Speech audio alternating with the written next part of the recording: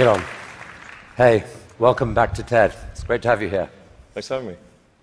So, in the next half hour or so, we're going to spend some time exploring your vision for what an exciting future might look like, which I guess makes the first question a little ironic. Why are you boring? Yeah, I ask myself that frequently. We're trying to dig a hole under LA, and this is to create the beginning of what will hopefully be a 3D network of tunnels to alleviate congestion. So, I mean, right now, I think one of the most soul-destroying things is traffic. It affects people in every part of the world. It takes away so much of your life, and it's horrible. It's particularly horrible in LA. I think you've brought with you the first visualization that's been shown of this. Can I show this?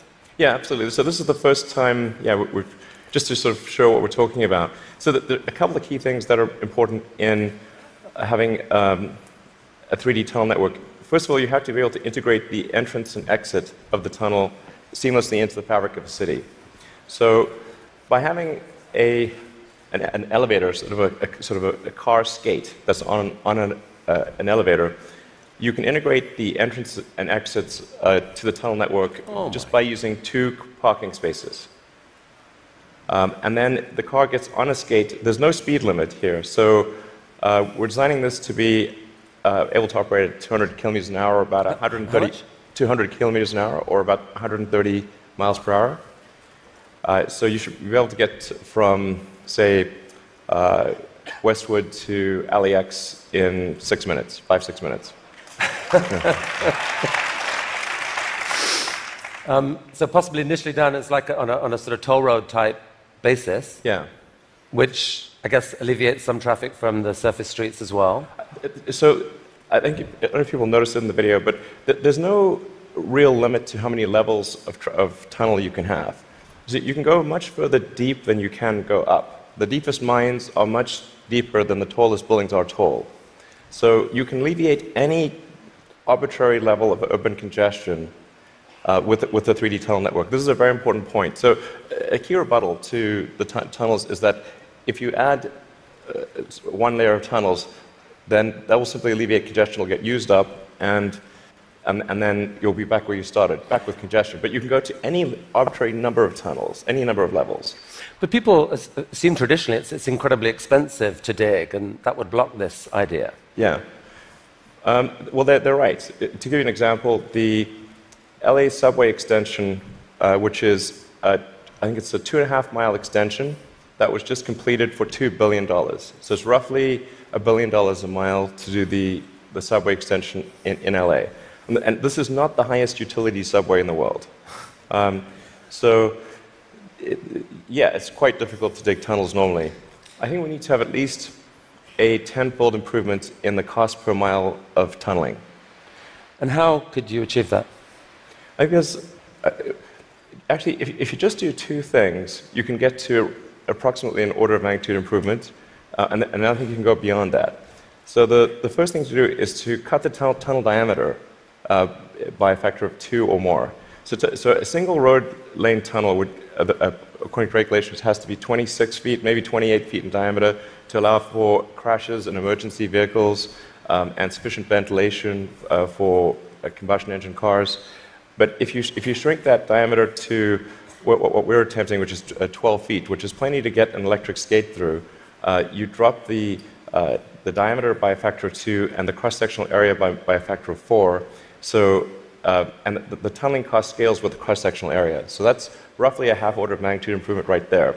Then tunneling machines currently tunnel for half the time, then they stop, and then the rest of the time is putting in reinforcements for the tunnel wall. So if you design the machine instead to do continuous tunneling and reinforcing, that'll give you a factor of 2 improvement. Combine that and it's a factor of 8.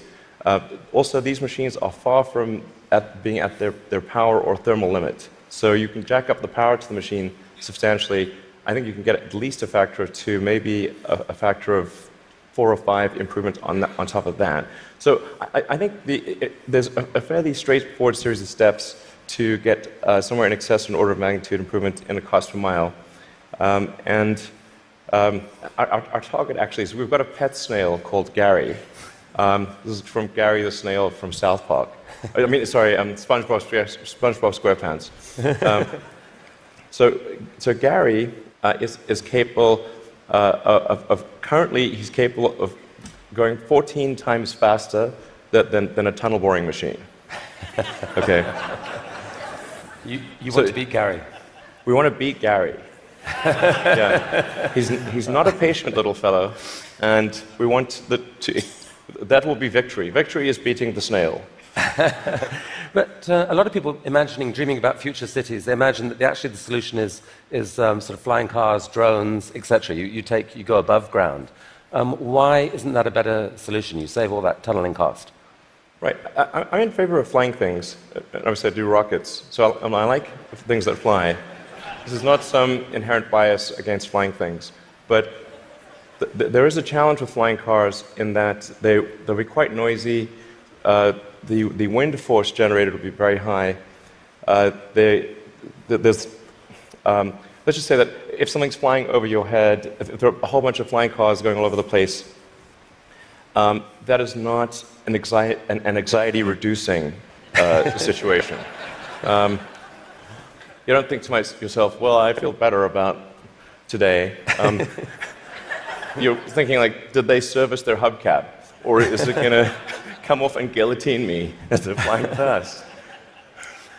And so you've got this vision then, future cities with these rich 3D networks of tunnels underneath. Is there a tie-in here with Hyperloop? Could you apply these tunnels to use for this Hyperloop idea you released a few years ago?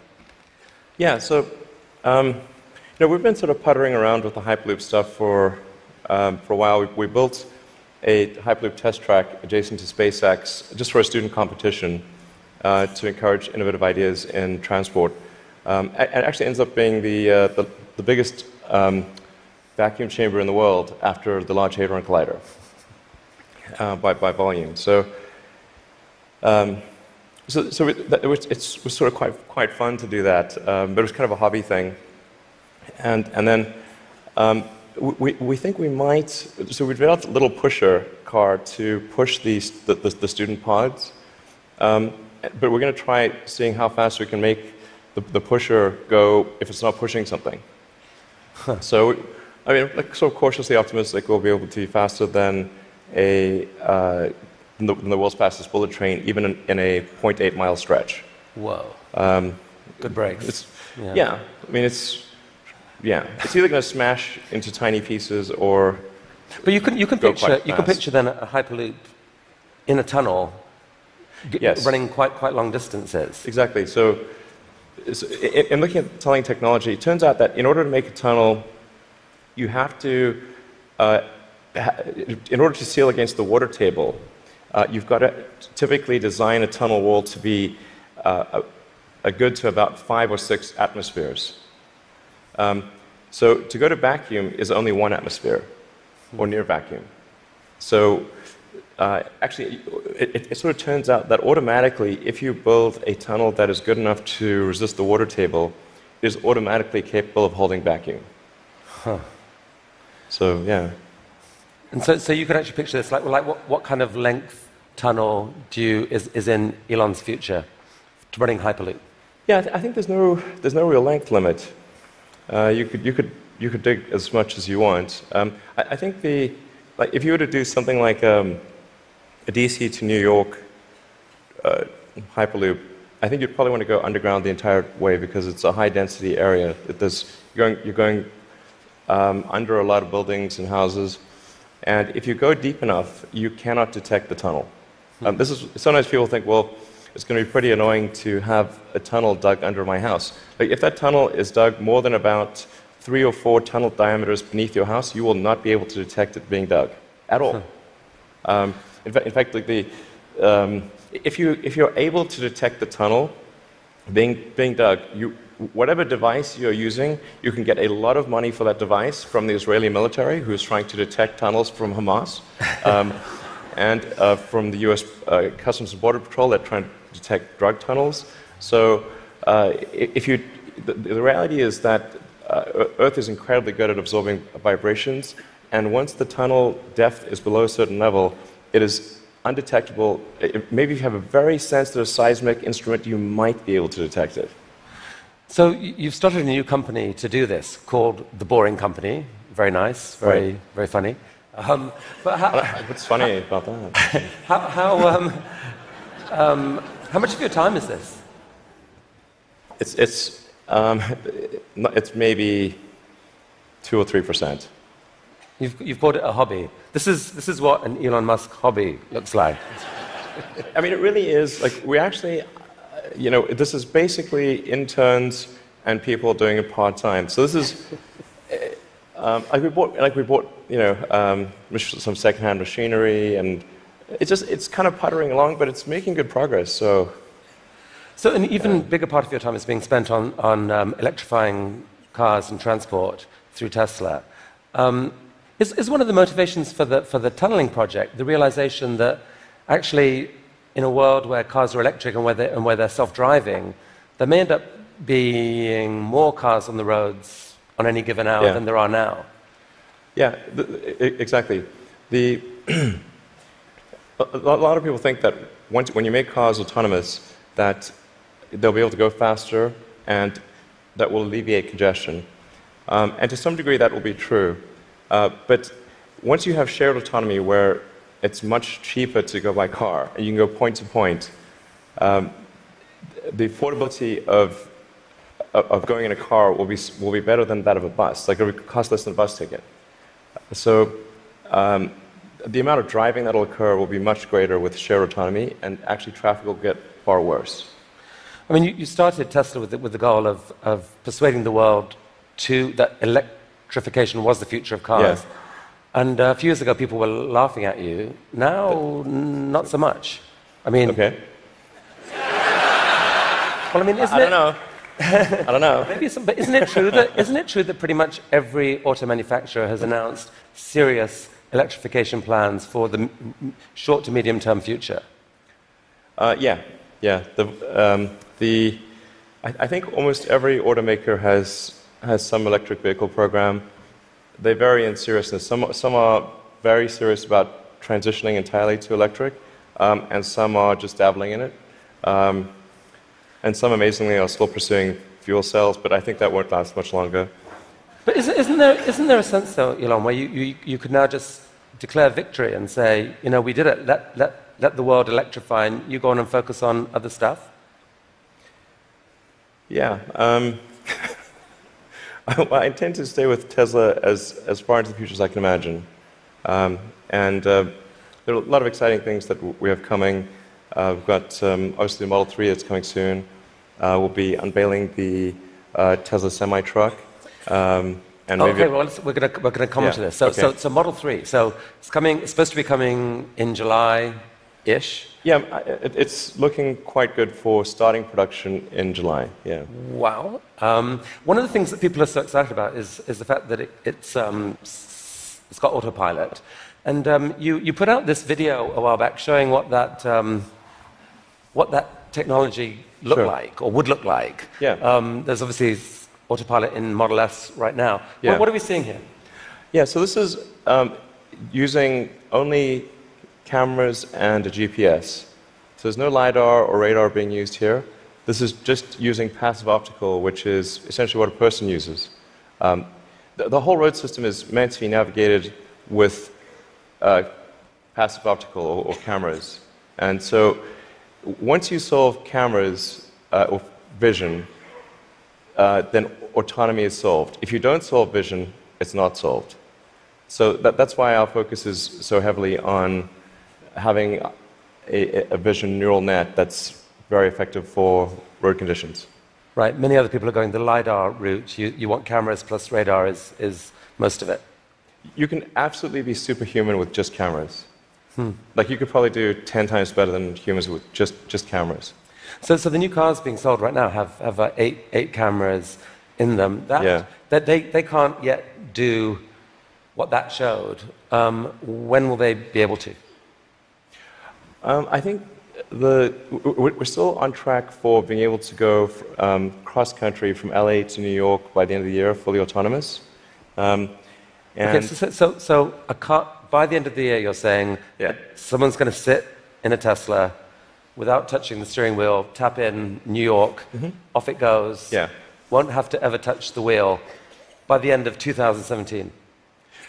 Yeah, essentially November or December of this year, we should be able to go from, all the way from a parking lot in California to a parking lot in New York, no controls touched at any point during the entire journey. Amazing.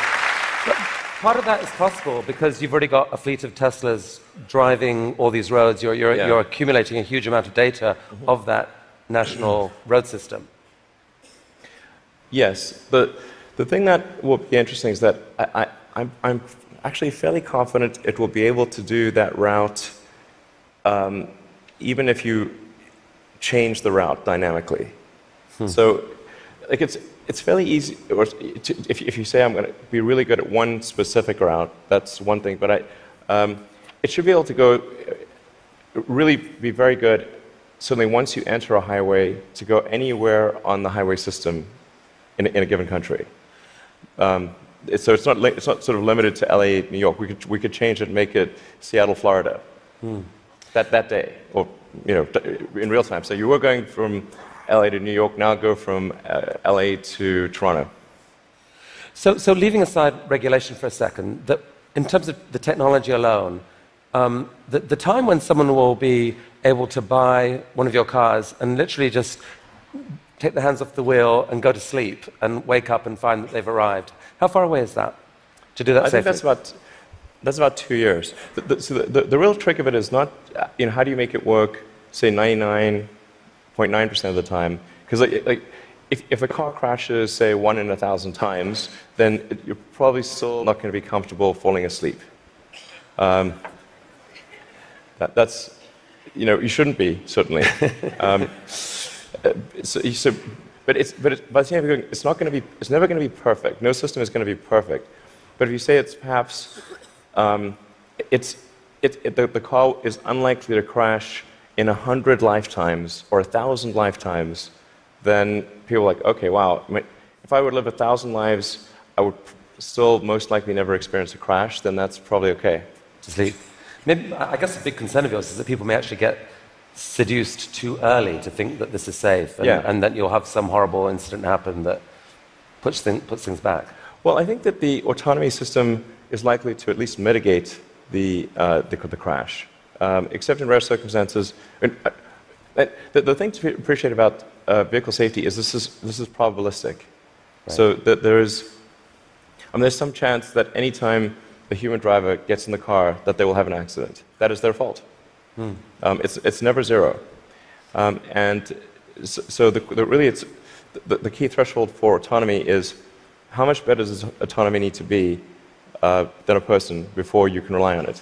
But once you get that literally safe hands-off driving, the power to disrupt the whole industry seems massive, because at that point you've spoken of people being able to buy a car, drops you off at work, and then you let it go and provide a sort of Uber-like service to other people, earn you money, maybe even cover the cost of your lease of that car. Exactly. So you can kind of get a car for free. Is that really likely? Yeah, absolutely. This is what will happen.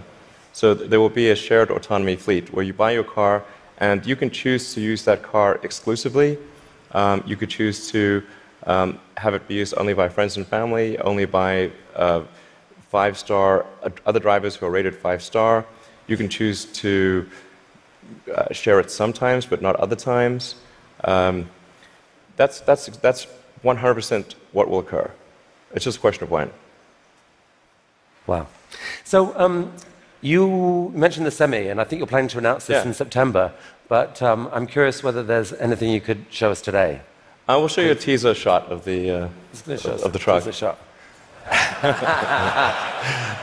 It's live. Okay. No, that's definitely a case where we want to be cautious about the autonomy features. Yeah. Because just we can't see that much of it, but it doesn't look like just a little friendly neighborhood truck. It looks kind of badass. What sort of semi is this? So this is a heavy-duty, long-range semi-truck. So it's like the highest weight capability and with long range.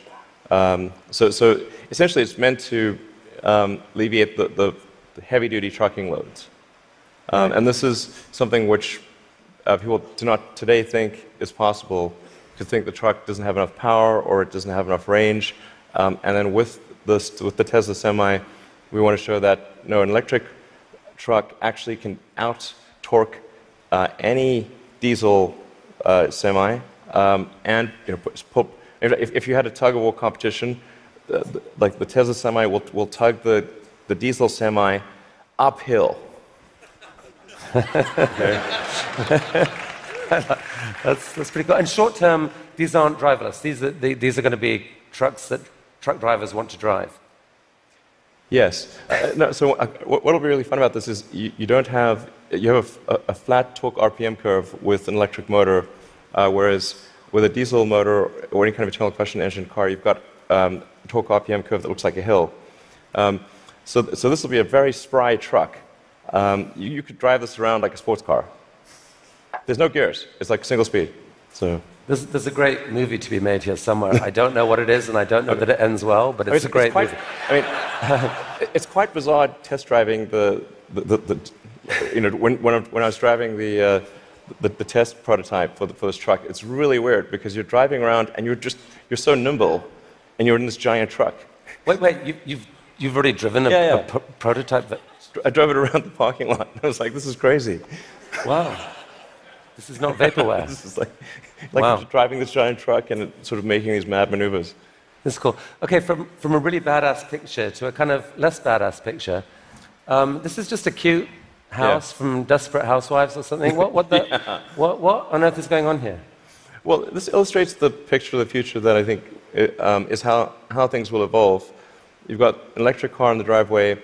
If you look in between the electric car and the house, there are actually 3 power walls stacked up against the side of the house. And then that house roof is a solar roof. So that's an actual solar glass roof. Okay, so that's a picture of a real. Admittedly, it's a real fake house. That's a real fake house. So these roof tiles, some of them have in them basically solar power, the ability to.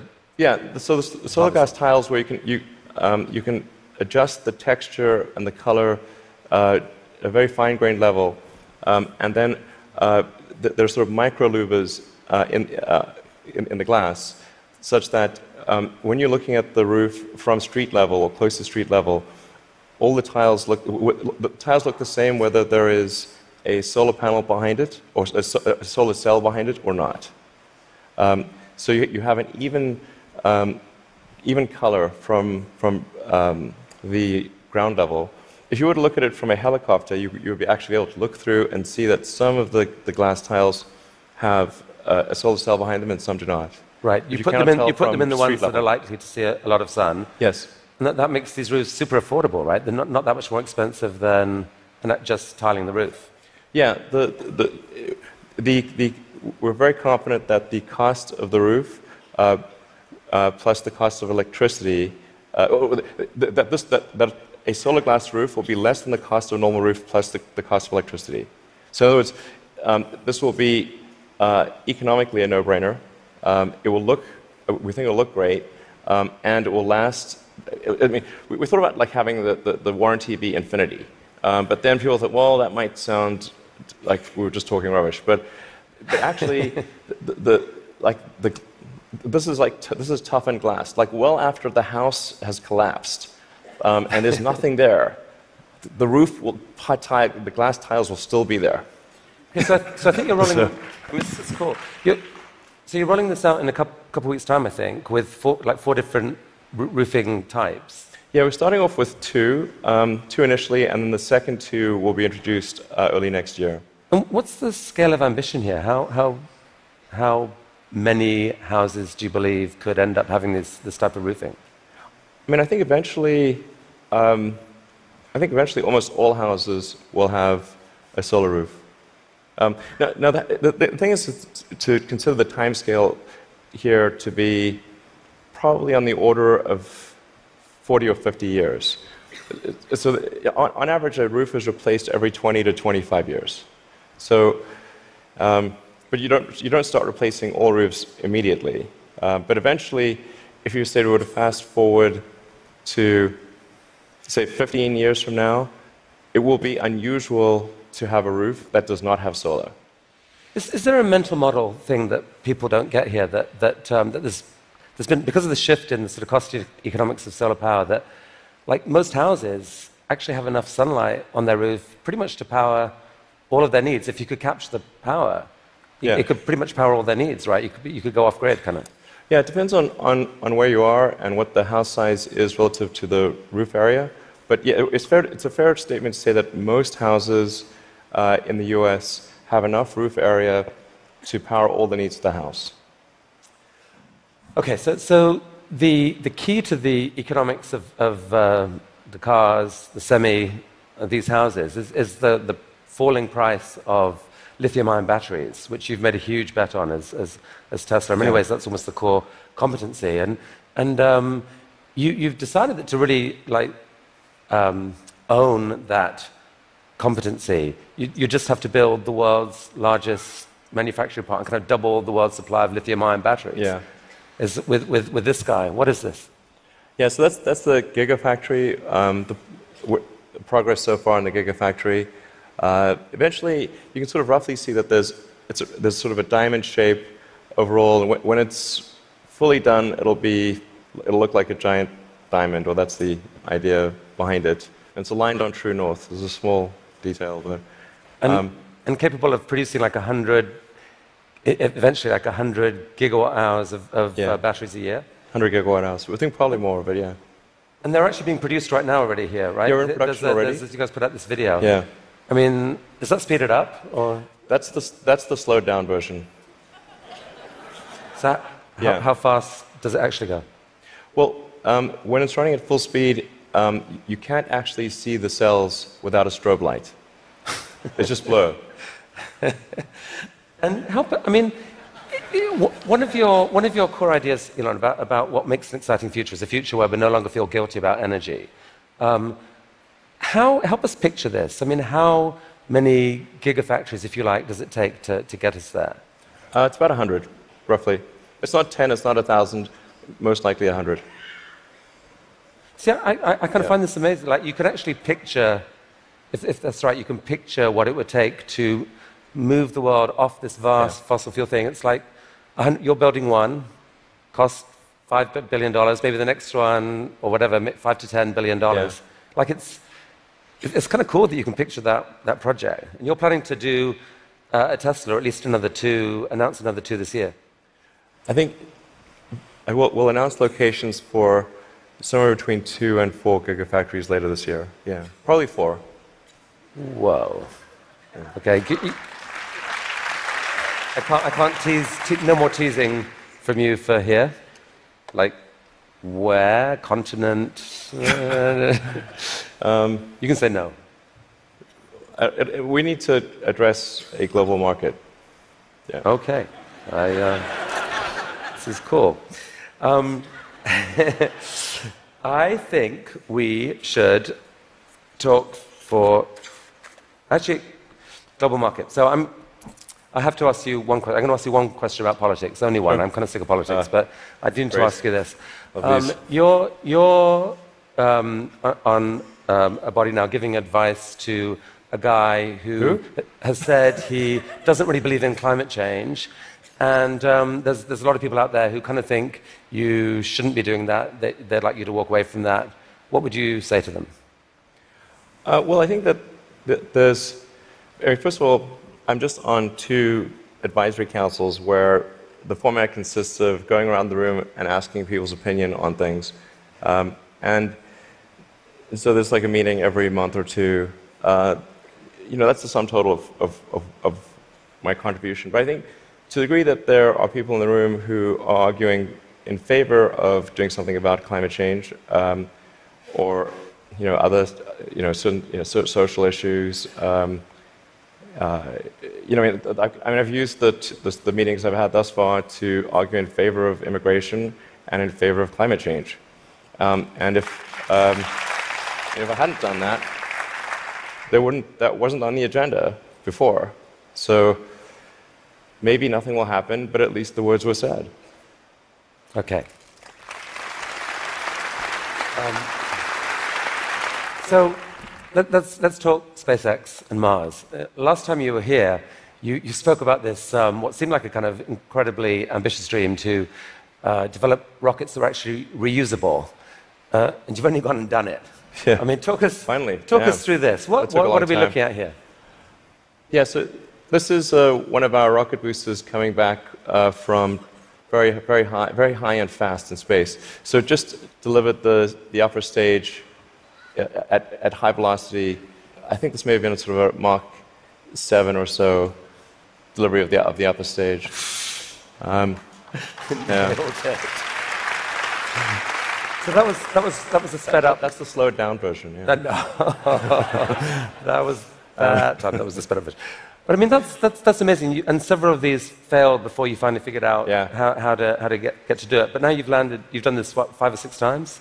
I think we're on 8 or 9 or something. Yeah. And for the first time, you've actually reflown one of the rockets that landed. So we landed the rocket booster and then prepped it for flight again and flew it again. So it's the first reflight of an orbital booster where that reflight is relevant. So it's important to appreciate that reusability is only relevant if it is rapid and complete. Right. So like an aircraft or a car, the reusability is rapid and complete. You do not send your aircraft to Boeing in between flights. Right. So this is allowing you to dream of this really ambitious idea of sending many people to Mars in 10 or 20 years time, I guess. Yeah. In the next 20 years. And you've designed this outrageous rocket to do it. Help us understand the scale of this thing. Well, I think visually you can see that's person. Yeah, and that's the vehicle. So if that was a skyscraper, that's like a 40. Did I read that? 40 stories. Yeah, maybe a little more. Yeah.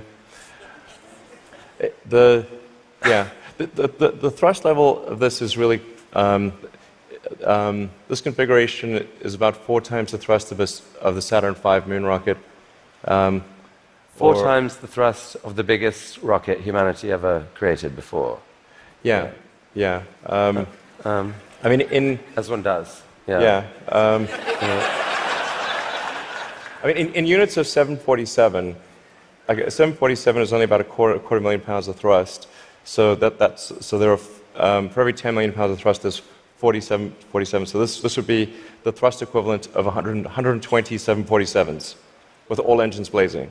And so even with a machine designed to escape Earth's gravity, I think you told me last this thing could actually take a fully loaded 747, people, cargo, everything, into orbit. Exactly. This can take a fully loaded 747 with maximum fuel, maximum passengers, maximum cargo on the 747. This can take it as cargo. So based on this, you presented recently this interplanetary transport system, which is visualized this way. And this is a scene you picture in 30 years' time, 20 years' time? People walking into this rocket. I mean, I'm hopeful it's sort of in the 8 to 10 year time frame. Aspirationally, that's our target. Our internal targets are more aggressive, but I think,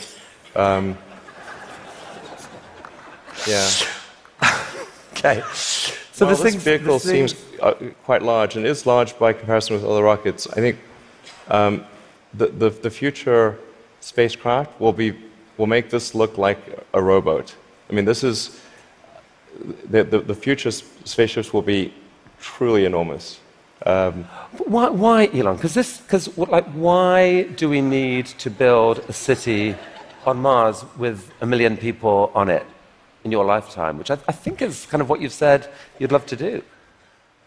Yeah, I think it's important to have a future that is inspiring and appealing. I mean, I just think that there have to be reasons that you get up in the morning and you want to live.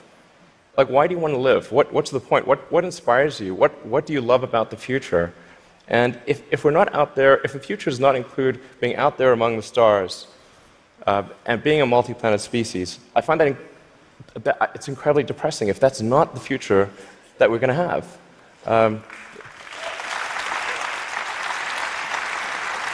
People want to position this as an either-or, that there are so many desperate things happening on the planet now, from climate to poverty to, you pick your issue. And this feels like a distraction. You shouldn't be thinking about this. You should be solving what's here and now. And to be fair, you've done a fair old bit to actually do that with your work on sustainable energy. But why not just do that? Well, I think there's.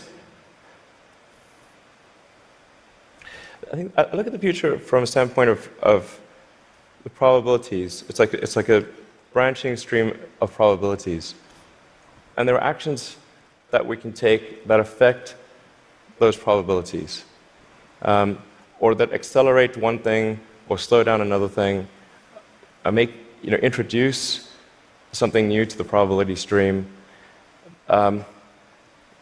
Sustainable energy will happen no matter what. If there was no Tesla, if Tesla never existed, it would have to happen out of necessity. It's tautological. If you don't have sustainable energy, it means you have unsustainable energy. Eventually, you'll run out, and the laws of economics will drive civilization towards sustainable energy inevitably. The fundamental value of a company like Tesla is the degree to which it accelerates the advent of sustainable energy faster than it would otherwise occur. So when I think what is the fundamental good of a company like Tesla, I would say hopefully it does. If it accelerated that by a decade, potentially more than a decade, that would be quite a good thing to occur. That's what I consider to be the fundamental sort of aspirational good of Tesla. Then there's becoming a multi-planet species and spacefaring civilization.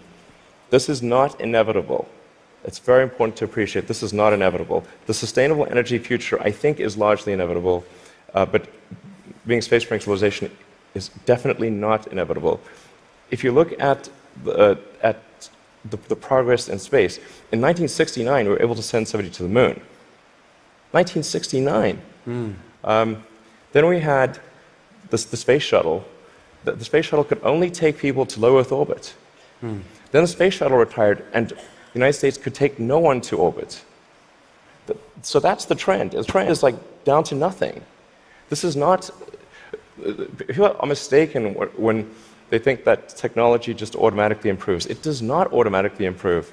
It only improves if a lot of people work very hard to make it better. And actually, it will, I think, by itself degrade, actually. You look at great civilizations like ancient Egypt, and they're able to make the pyramids, and they forgot how to do that.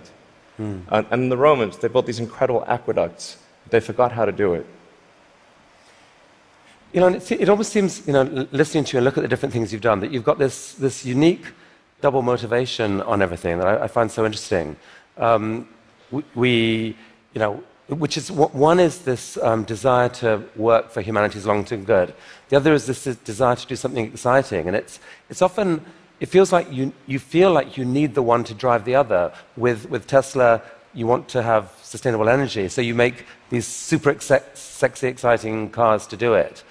Solar energy, we need to get there, so we need to make these beautiful roofs. We haven't even spoken about your newest thing, which we don't have time to do, but you want to save humanity from bad AI, and so you're going to create this really cool brain-machine interface to give us all infinite memory and telepathy and so forth. And on Mars, it feels like what you're saying is, yeah, we need to save humanity and have a backup plan, but also we need to inspire humanity, and this is a way to inspire. I think the the value of beauty and inspiration is very much underrated, no question. But I want to be clear. I'm not trying to be anyone's savior. That is not the... I'm just trying to think about the future and not be sad. Beautiful statement. I think everyone here would agree that it is not... None of this is going to happen inevitably. The fact that in your mind you dream this stuff, you dream stuff that no one else would dare dream, or no one else would be capable of dreaming at the level of complexity that you do. The fact that you do that, Elon Musk, is a really remarkable thing. Thank you for helping us all to dream a bit bigger. You'll tell me if it ever starts getting genuinely insane, right? Thank you. That was really, really fantastic. That was really fantastic. Thanks, guys. Thank you.